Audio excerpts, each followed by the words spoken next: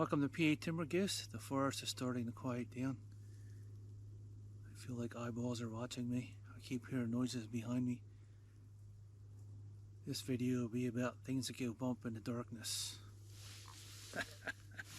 Never know what you're going to run into hiking the Appalachian Trail or any part of Pennsylvania. Pennsylvania has many hiking trails. You run into all kinds of people. Some are friendly, some are not. Some are creepy. These are some of the creepy encounters I've had along the AT. Creepy encounter number one. It was a hot summer day. It was about 100 degrees. And we were on the AT over behind Cabela's. My brother-in-law, my co-worker, a couple of my nephews. Most of the water was dried up, but fortunately we had a lot of water. And we ran into a gentleman on the AT. It looks like he was about 18 or 19 years old. Very creepy, giving off very bad vibes. And I knew something was up with him. We were in the middle. We were back in there pretty far, and this young man had no backpack on him. He was very friendly, and he had a large digging iron with him. Digging iron is usually about 20 to 30 pounds. It's an iron bar used for digging or a pry bar. His digging iron was chrome plated. That was the coolest thing I ever saw. There he was. There we were. A very interesting person with a chrome digging iron in the middle of the woods. All I could hear was creepy music in the background playing in my head. He told us he was from the bottom of the mountain. Well, where we were at, there was no bottom of the mountain. There were no houses in that area. He said he was hiking the Appalachian Trail with his chrome-plated digging iron and with no water. We gave him a few bottles of water to get rid of him. And ever since then, my head is on a swivel. It definitely changes where I camp and how I camp and how I protect myself. Anytime you're on the AT, you should have some type of protection, whether it be bear spray or mace or other. Some things we cannot talk about on YouTube. I prefer other. That was creepy encounter number one. Creepy encounter number two was at Boxcar Rocks. I wanted to hike down past Boxcar Rocks and follow the old road back in there pretty far as I could walk. And I scoped it out on Google Earth. I think it was about 5 or 6 miles down in there. And had 4 or 5 men come up behind me pretty quickly with 2 dogs. And I'm not sure where they came, but the guy that was out front came running up behind me very quickly with his dog, and I don't know what the 5 of them were up to, but I would say it was no good. So I went down in the woods, and I hid at the edge of a field in a gully, and I laid there for about an hour or two till those individuals vanished. Never let your guard down in the woods, and I don't know what these guys are up to, but there again I was by myself. Scary encounter number 3 was behind Eckville Shelter. Again, I was alone hiking the trail. It was kind of rainy that day, and I had a gentleman come up behind me in a black hoodie with his hood up, and I could see his beard sticking out. He had no backpack, and he was following me up the trail, and he was keeping his distance. But I kept an eye on him, and I evaded him the same way I did the other 5 guys that were following me. He was giving me some bad vibes, so I vanished into the woods, and I stayed there for quite a while. But I'm always on the lookout for people that are up to no good. Anything can happen on a trail. Some people get on the Appalachian Trail. They're never seen from again. Some of them get lost. Sometimes they find their gear, but they never find the person that they're looking for. They just seem to evaporate into the wilderness. Never know. It breaks my heart to see people get lost in the woods like that. Unfortunately, I have run into somebody where his mother and his father were looking for him on the AT. And he got on the Appalachian Trail, and I believe in Maryland, and I was over at Clark's Creek, and they were hanging posters all along the trail looking for their son. He vanished into thin air. He didn't have enough gear with him or enough food, and so I'm not sure what happened to him, but that was very heart-wrenching. Always tell somebody where you're going. Keep that GPS locator on, and Send as many people as you can your GPS location so they can track your movements. If you have problems, you can always hit that SOS button. It'll send out a signal, and it'll bounce off the satellites, and somebody will come look for you. I'm not sure how long it'll take for that SOS to bounce off the satellite and go to the right people, but somebody will come look for you. So you always have to be prepared. You always want somebody to protect yourself. You always want a water filter and an extra jacket in case you have to spend the night in the woods. Spare food is always awesome too. Those would be my encounters with two-leggers. I've had some interesting encounters with four-leggers. Generally, most of my issues came with coyotes and bears. First time on the trail, I actually had a bear flatten a tent on top of me, and usually bears seem to show up about 1 or 2 a.m. in the dark. When the sun is up, bears are not very brave. They have a tendency to go the other way. But once the sun goes down, they become a little cocky and a little braver, and they will visit you in the middle of the night. They can remember a food source 20 years later, and they are accustomed to following backpackers around and people because they know they're a source of food. So make sure that you don't cook anything near your tent. You always want to cook your food somewhere else. Make sure your food is up in a tree, at least 100 yards away from where you're camping, if it's at all possible.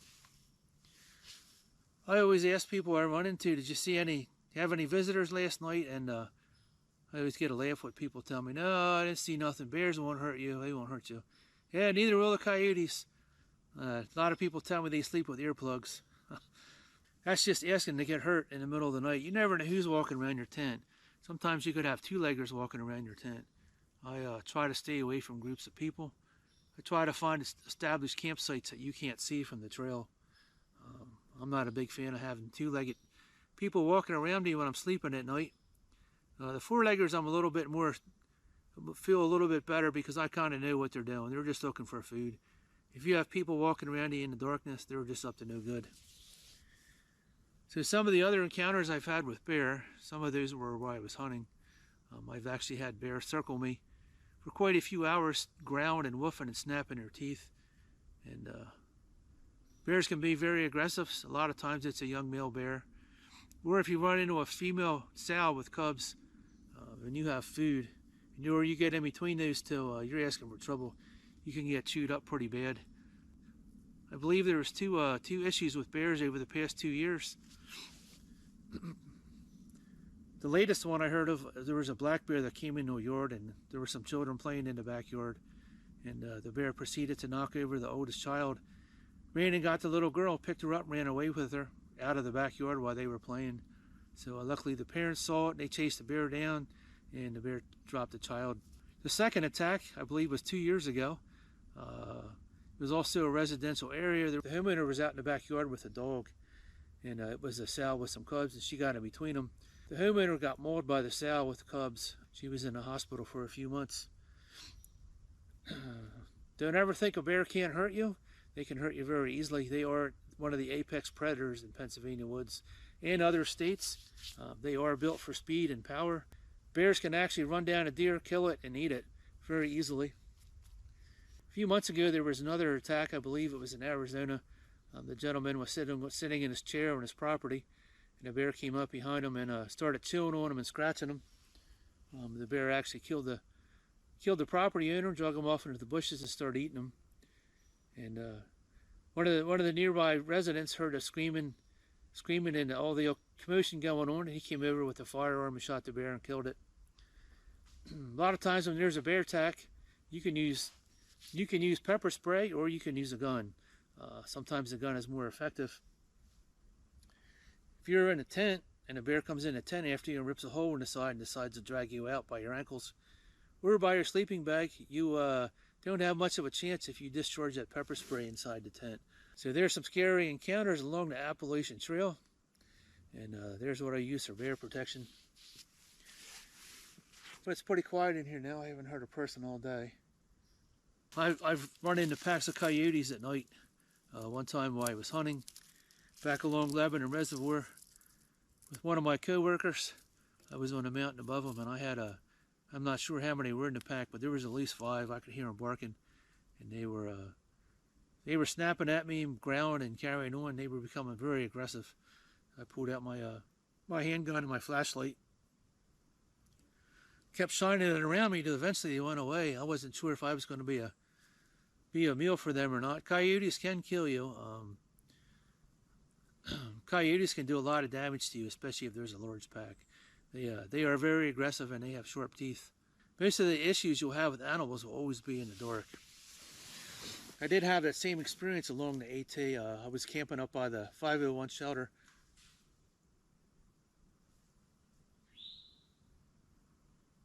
Lots of limbs coming down. Lots of birds. It's very quiet in here.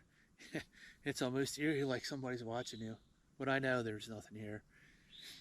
Another issue I had was over by the 501 shelter. I had a pack of coyotes circling me, and they got pretty close. I have a very small through night that puts out about 500 lumens, and I can throw a beam very far. So what I did is I kept shining that flashlight around all night, and eventually they left me alone, and then I went back to sleep. But I could hear them growling at me in the dark. It was making all the hair stand up on the back of my neck. A few years back, there was a fatality in the Smoky Mountain National Park. I believe there was a person that was killed. They actually were attacked by a few coyotes, and that individual was about 50 yards off the road, and a coyote actually attacked them, and they didn't make it. So never trust a coyote either. Animals become very brave at night. You can't see them, but they can see you. There are some things that go bump in the night. If you hear something walking around your tent, it could have 2 legs. No, it's not a squatch.